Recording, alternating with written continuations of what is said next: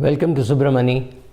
A little experiment. I'm standing today instead of sitting, and but I'm going to talk to you about our own portfolios, and just want to bring to your attention that our portfolios are a function of what we do and what we do not do, right? We normally, acts of omission and acts of commission. So sometimes what happens is you make some rules, and you benefit by those rules, and you also lose by some of those rules that you make. Sometimes you benefit completely unexpectedly, and sometimes you benefit by a particular plan of action. So let me just explain some of these things. Now there are about 4,000 odd fund schemes on offer, including FMPs, etc. And somebody is offering it to you constantly, right? Somebody is telling you buy this, buy this, buy this. And you need 4 or 5 funds, which means you have to say 3,995 no's and 5 yeses. Now, if you are a venture capitalist, maybe the ratio is even worse. You get 100 proposals, you have to say yes to 1. And remember, every proposal that comes to you as a venture capitalist is made by a guy or a girl who is very, very passionate about what they are going to do or about to do or already doing.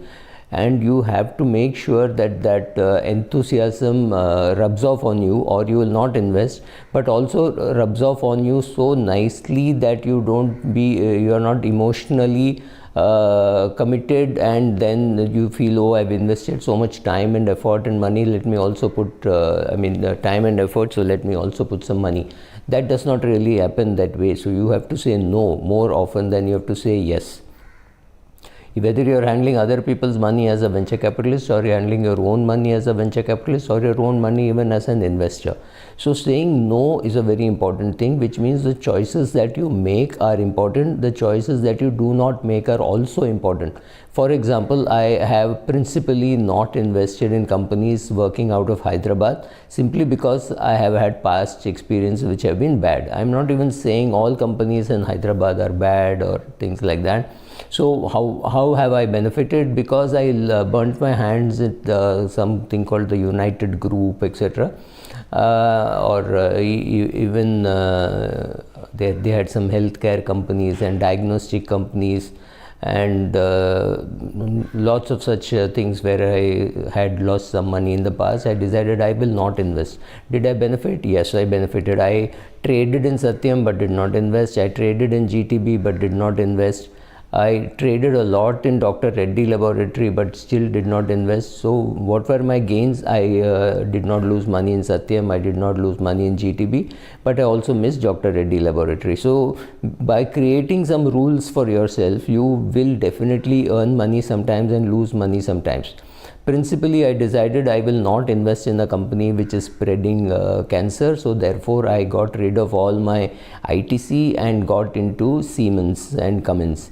If you see the last 3-4 years performance, Siemens has given a rock solid performance. ITC has not, but that is luck. I was actually expecting to get poorer returns in Siemens than ITC, and I knew comparatively I would do worse. I was sure that I would do worse in Siemens than I would have done in ITC, but principally I decided to get out of ITC. But I benefited because ITC underperformed for whatever reasons, but that is luck. So knowing that sometimes it is luck and sometimes it is a strategy and sometimes it is skill is not going to be very easy, but you have to do that, and you have to realize that saying no is very important after a particular stage, even for any product which is offered to you. Right, so you may not need a ULIP. It does not matter whether it has got fantastic features. You're 52 years of age, you're well provided for your spouse, your children have started earning. You don't really need to have too much of life insurance anymore. So if you don't need life insurance, ULIP is an unnecessary product. We are not even getting into whether it is cheap or expensive. You're 22 years of age, you don't have any insurance, but you can't afford a ULIP because you need a term insurance. So at that time one may be appropriate, at the other time another one may be appropriate. I'm not even getting into ULIP versus term, that's a completely different debate. But you're being pushed to buy some term insurance, some endowment plans, right? You have to have the ability to say no. Again, the question of when you go into a restaurant and you choose to have, say, dal chawal, or you desire to have rava masala dosa. You are saying no to 39 other items which are on the menu card. You're saying, then you can decide whether to have a tea or a coffee with sugar, without sugar, with cream, without cream, with milk, whatever. Lots of options are given to you. You have to decide what you want. Maybe at a younger age you would have ordered 2 dishes, but now you know that you can afford to eat only 1 dish, so you order only 1 dish. So as your lifestyle changes, as you make, as your portfolio grows, you also realize that sometimes concentrated portfolios make money, sometimes you need diversification. You make money with a concentrated portfolio, but you protect your money with a diversified portfolio. So making all those changes is something which is a very individual journey that you have to go through. You have to learn. You have to learn when to say yes, when to say no, when to hold. For example, I have held shares like Hero Honda for 20-25 years and then sold. I have held shares like Colgate now for 23 plus 21, 44 years and not sold enough. I still get a good dividend. I have not sold. Coromandel International, I have held for 35 years, right? So the question is, how long do you hold? What do you do? When do you buy? When do you sell? When do you trade? Or all questions which you have to answer by yourself. There are no simple answers available. Therefore, you create a equity talking group rather than an equity advisory group. So I have an equity talking group which can tell me, just shut up, this can't be done, or something. Somebody saying, wow, that's a great idea. You need those kind of self-help supports, SHG as I should be calling them, where they will tell you why they think you're right or why they think you're wrong, right? So putting together all this, your learning about equity can happen only with your equity diary. So maintain an equity diary, listen to people, write down, think what they are saying, and you can have your learning from anywhere. For example, one thing which I like to say is, I was once attending a press conference at the Taj about the Taj results, and one very smart analyst ripped the management for investing during bad times. 6 months later, when the times turned, Taj Indian Hotels turned out to be a fantastic performer.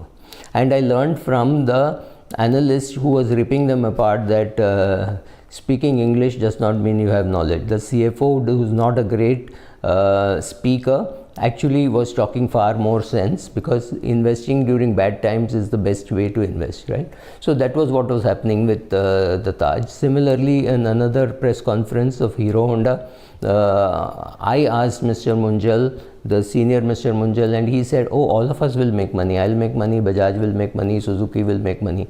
I bought all of them. I stayed on. I sold over a period of time, maybe 20 years.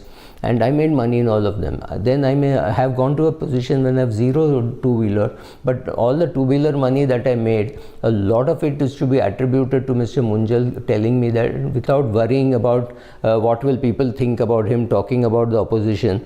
It was very clear that he said that all of them will make money. I made money because I listened to him. One piece of thing, right? So what you hear from various sources has to go into some learning book which you will implement later on, right? So do all this, start saying no more often, and let's look at it this way. If I have held HDFC Bank from 2004, I think 2004 to 2021, it means 17 years of holding. It means 17 into 4, 68 quarters of deciding to say no to selling, right?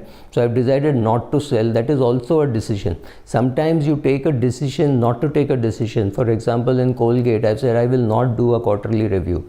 If I've held it for so many years, I'll just hold on, right? I mean, the PE may change, the EPS may change, but the fact is people are going to brush their teeth.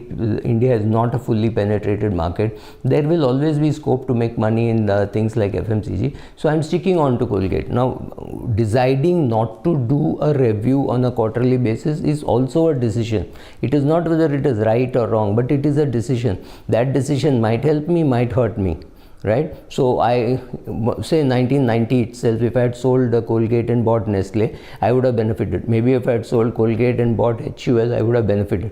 But there have been times when Colgate was far better, better a performer than HUL. Right? So those periods you cannot forget. So you end up having a few mutual funds, you end up having some shares, but you need only 20 shares and there are 3,000 listed shares. You need only 4 mutual funds or 5 mutual funds and there are 4,000 mutual funds. So remember, saying no is far more often necessary. So in the long run, the ability to choose a good fund, to sit tight over long periods of time, and to say no more often than to say yes, these are all requirements. I'm not saying these are sufficient, but these are necessary conditions for you to make money in the long run in equities, and equities are for the long run. Equities is not for the short run. That's it. Thank you.